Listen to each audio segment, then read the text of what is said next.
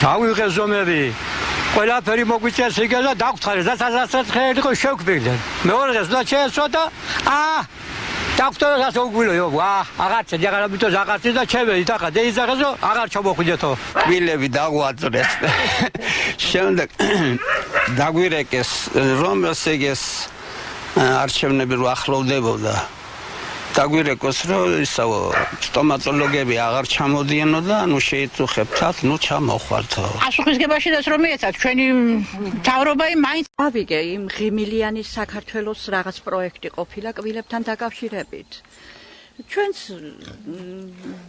მერი აქ საბჭოს თავმჯდომარემ შემოგვითვალა რომ დაიყარეთ თავი, ვისაც პრობლემა გაქვთ კბილებზე, არის ასეთი პროექტი, წამოვბრძანდით და გაიკეთეთ კბილები პრეზიდენტის ფონდიაო. ჩვენც მოვიყარეთ თავი რამოდენიმე ადამიანმა, წაგვიყვანეს, დაგვაძრეს შვილო კბილები, ერთად ამომიღეს 15 კბილი დედა და დაამტოვეს უკბილო შვილო.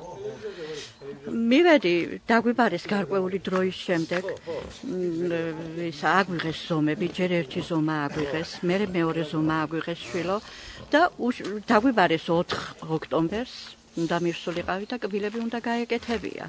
მივედით შვილო და ადგილობრივები, როგორც ადგილობრივები იყვენ იქ, ისევე ჩამოსულები იყვენ ბათუმიდან. ხო, ადგილობრივები ჩვეულებრივად დახვდნენ და დღესაც მუშაობენ ჩვეულებრივად, აგრძელებენ მუშაობას.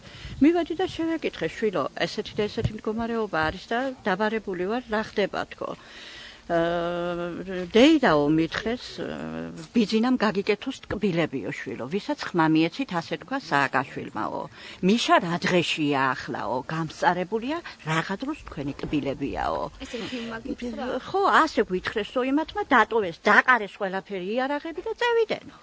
პროგრამაში რო ვიღებდი მონაწილეობას, მე ვიდენ და მის ხელ შენ არ ხარო მის ხარ ბიზნეს კაცი ხარ შედო ნაციონალი არ ხარო და შენ არანაირ ჩაგიძვეს კბილებს.